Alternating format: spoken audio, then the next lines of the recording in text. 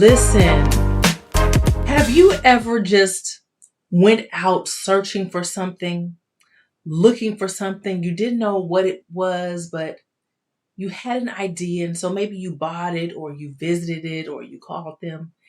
And that was exactly what you needed.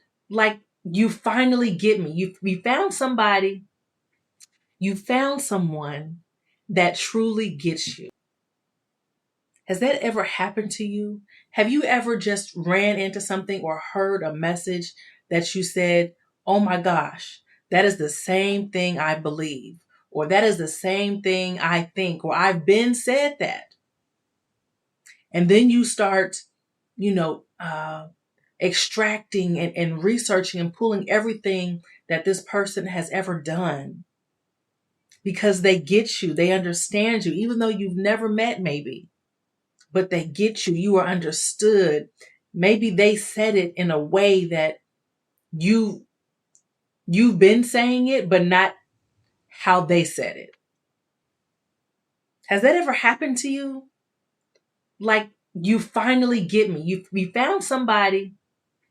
You found someone that truly gets you. That's what I want to speak about today, y'all. I read this book and I've been putting off speaking about it because I really wanted to go back into it and make notes. This book, if you have not read it and you're listening to this podcast, you need to get it. It is called Tribes. We Need You. I'm going to show it to all my cameras here. We Need You to Lead Us by Seth Godin. Seth Godin or Godin, I'm not sure. But I read this book months ago. I couldn't put it down because it was talking about me.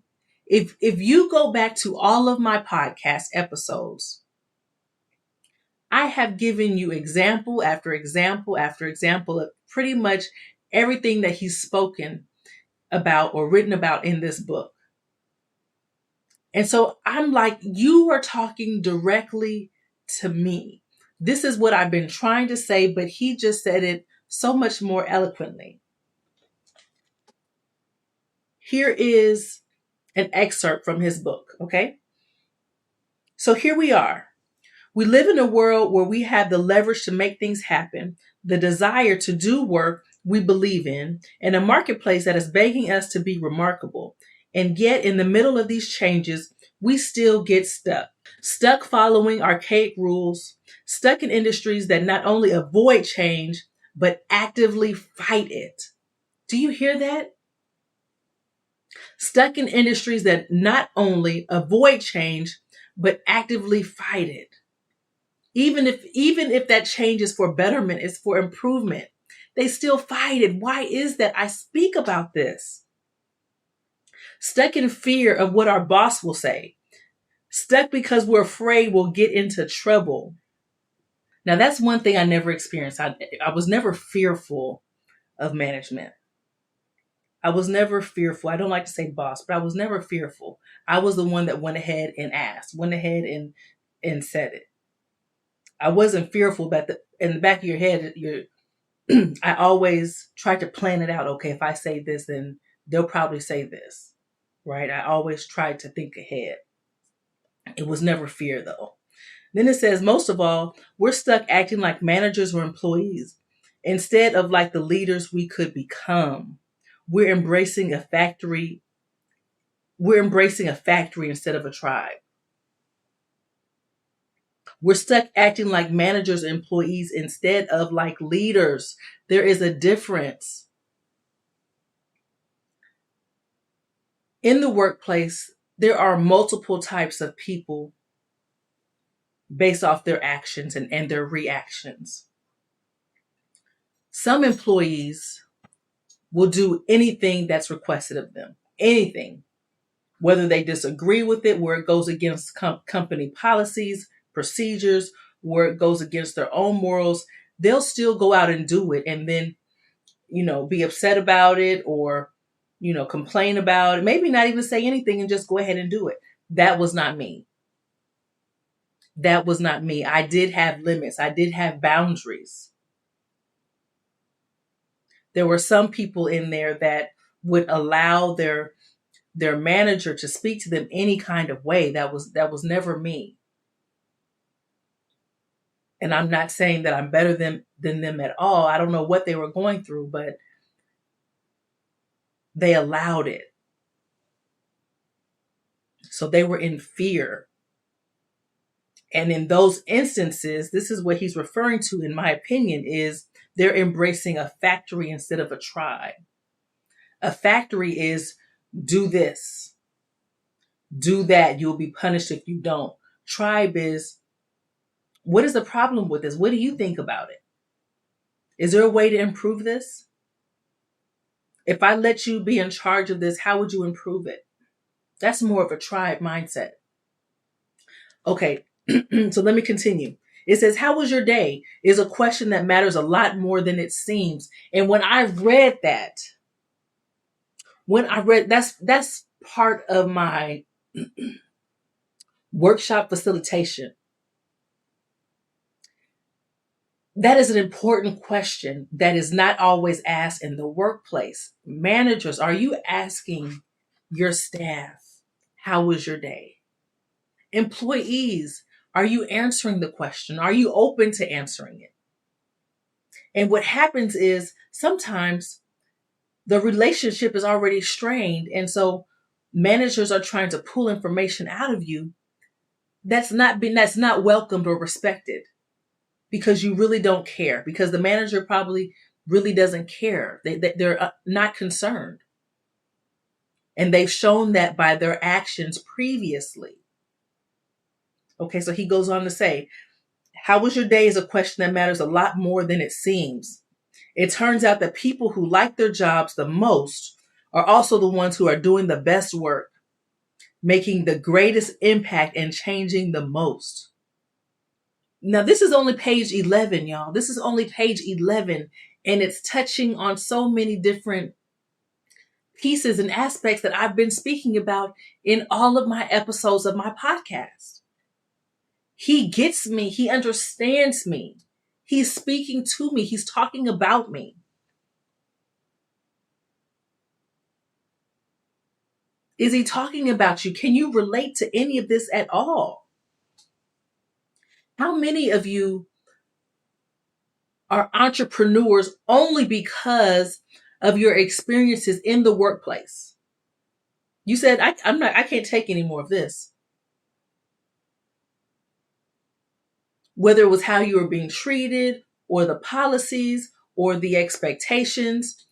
Many entrepreneurs, and I'll have to go back and find a statistic on this, but many entrepreneurs are pushed in that direction because of their experiences in the workplace. Many enjoyed jobs that they had. They enjoyed their roles. They enjoyed their responsibilities. But it was the people, or the manager, or the rules, or the lies, or HR, the politics of it all. I had a position. I was at an establishment for over 10 years, and I truly enjoyed my job because I was helping people. I was solving problems. I truly enjoyed it, but the atmosphere, the culture. It says changing the way they see the world, sure, but also changing the world. That's exactly what KimUnity Solutions is all about. It's about creating that positive change in the workplace where it permeates outside of those office walls. Because we spend far too much time in the workplace to be miserable, to be unhappy. We're dreading it, waking up in the morning. We're dreading it as we're getting our children ready for school. We're dreading it on our way to work. We're praying for strength and for and for wisdom and for the proper words. And then we're disappointed, we're dissatisfied when we're in there. And then On the way home, we're in traffic and we're trying to decompress before we get home to our families or to our solitude, to our peace, and have to do it every single time throughout the week. Or if it's remote, just waking up and just being present. It says, by challenging the status quo, a cadre of heretics is discovering that one person, just one, can make a huge difference. And let me go back to what I was saying. We're going through these routines of dissatisfaction, and it's being played out, and that energy, that negative energy is being transferred into all these different environments, into our social settings, into our personal lives. And so this whole podcast is talking about these challenges in hopes that, and not just hopes, but in action, that we make the proper changes in the workplace so that when we leave the workplace, we are better humans. We are better people. We are treating each other cordially, respectfully. That energy is transferred. We carry it with us. It's like perfume. That scent follows you. It's with you. It's on you. By challenging the status quo, a cadre of heretics is discovering that one person, just one, can make a huge difference. Are you that one person that's making the difference? And if you are, know that you're not always going to be thanked. You're not always going to be acknowledged. That was me. Some people did say, oh, thank you, Kim. I'm glad that you addressed that. But not everyone is going to say that, even though they too are benefiting from what has occurred, from what change you've made possible. In the instance that I'm referring to was with a manager that we had to go back and forth because what she put in my performance evaluation was inaccurate and, dare I say, a straight up lie. And so I had to challenge her and say, no, I need this change. And so I said, okay, well, what is the next step? We need to, going to your manager isn't, how do I say this honestly? And it was always going to be honest, right? But honestly, and not no shade. What am I trying to say? Respectfully, I guess respectfully. But they were buddy buddy. And so I already know that that's your buddy. So us escalating it to your buddy, I know it's not going to be unbiased. That's what I'll say. It would have been biased. So we went straight to HR. I went straight to HR like, this is not right. I need this change. There's no evidence of this. It was never discussed. This is my first time hearing of it. This is the end of the year. And so she changed it. But again, the next year, she wrote the same thing. It's like, oh, you didn't learn. Okay, I need this change before I leave today. Like, this has to be changed. And then at some point, I had to escalate it all the way to the CEO. This actually happened the first time. And thankfully, I had a CEO who was a real leader. I have these cards. They're called questions and perspectives. These are conversation cards that will be perfect in your workplace. I've been talking about building connection with the people that you are around in your workplace, even at home, at church. These are clean. The deck, as you can see, if you're watching this on visually, they fit in your hand. So they're convenient to carry with you. There's over 100 questions in here that you can use in the workplace to help you build that connection. Some of you have to rebuild what you have already broken. And so by doing this shows your team that, okay, you care.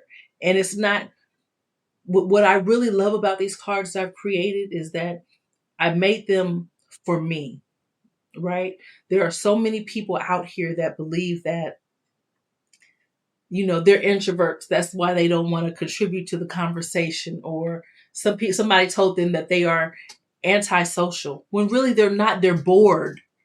They're bored. They want real conversation. They don't want small talk. How was your weekend? No, because now I feel like you're trying to get in my business. But when you pull out these conversation cards and everyone can have a chance to answer and respond, and you are allowing them to unveil what they want to unveil, to share what they want to share. They can go as shallow as they want or as deep as they want, and you're learning something as you go. You're learning something about them, and they're learning more about you, and you're giving them the opportunity. It's getting away from all the metrics and the KPIs and the numbers. You're only approaching them, when you need something. You're only approaching your team when you want to know the status of something or to notify them of a meeting or something they did wrong. No, speak to them like they're a human. Show them that you care. Value their perspectives without judgment. This is not about judgment. This is creating a safe space. This is about beginning anew, learning something new about the people you are with. It could be even with your own family. I asked my children, and I was shocked at some of the answers. One question that's on here says, what's something you really wanted but glad you didn't receive? You will be amazed at the different answers people are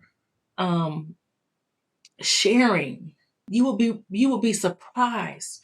Go to KimUnityPcards.com. It's for questions and perspectives. Q, the letter Q, A-N-D, the letter P, cards.com. And you can order your deck of conversation cards today. Get connected. Rebuild the connection. You are missing something in your team. Whether your team has told you or not, you better get these cards. The managers below may not have been, not all of them. But he was a leader. And what happens is, what a lot of people don't know is, the people at the top rarely know what's going on in the middle or below that. They never know. It's very rare that they come down to hear what's really going on, to see it, to observe it, to feel it. And once they do see that change is needed, they'll go ahead and make the change. And that's exactly what he did. She was terminated. So I've mentioned a word, and when I'm not clear on a word, or when I want it to be clarity, when I want you to really understand what's going on, I seek the definition. Okay, so for heretic, says a person holding an opinion at odds with what is generally accepted. So they're basically going against the grain. And I don't like that phrase, going against the grain, because it sounds like a negative action. It sounds like rebellion, when really it could be just a great idea. It doesn't have to be this negative force. It could be a positive force. Okay. So it says a person holding an opinion at odds with what is generally accepted. Prime example, the example I just gave you about me not wanting to escalate something to my manager's manager, because I know it was unbiased. I know I wasn't, from previous experience, from seeing what other people had went through, I knew that wasn't going to be the best solution. It wouldn't be the best solution. I'll just leave it like that. And so that was that was going against generally accepted principles. You're supposed to go up the chain of command. Why? Not disrespectfully, but why not just go to the person that can resolve the problem? Unbiasedly. If you are really about what you say, if you really believe in, hey, this is a wrong, you don't need anybody else to fight for you or to give you more points or to, you don't need it. You can stand on your own facts. And so that's basically what I did. And so this book, again, Tribes, I'm talking about the book Tribes. I'm showing it to both of my cameras here, by Seth Godin. We need you to lead us.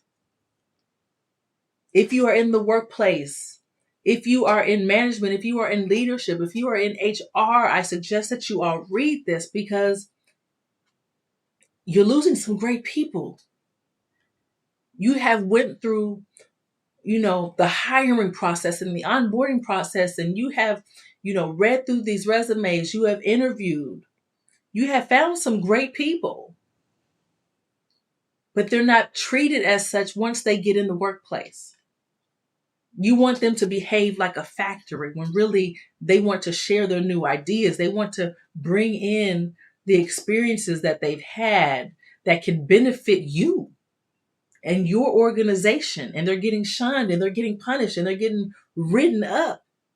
And their reputation is being tarnished because they have a great idea, but now they want to be classified as a know-it-all, or someone who always has a question or a suggestion, and so eyes get rolled and they get avoided. It doesn't happen everywhere, but it does happen. It does happen. So it's important for the managers and the leadership to be trained and to understand that it's not about ego, it's not about competition, it's about betterment of the organization.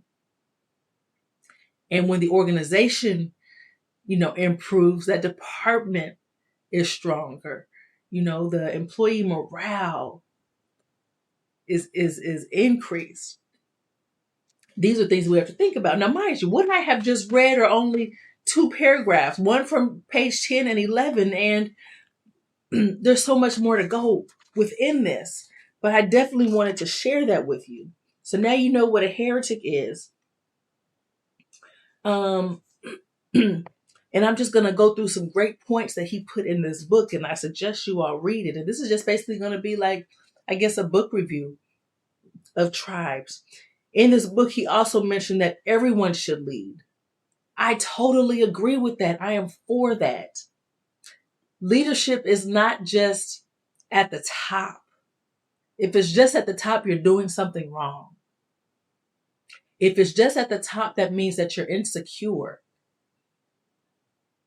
There are other people that are bringing ideas and concepts to the table without a title. They don't need a title.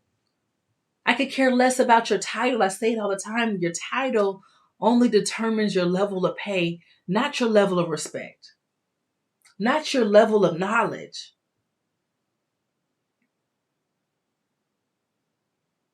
We could get so much farther if we all put our perspectives and ideas together in order to move something. It's about movement.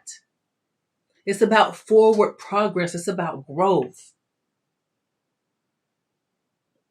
Everyone should lead. Yes, everyone should lead. Don't put all that weight on one person. And especially the way that the hierarchy is in the workplace, there's one person at the top and all these, lines and people at the bottom. Then there's another top with other people. That org chart needs to be revamped for real. The org chart needs to be revamped because there's leaders in all levels. Stay tuned for part 2 of this episode.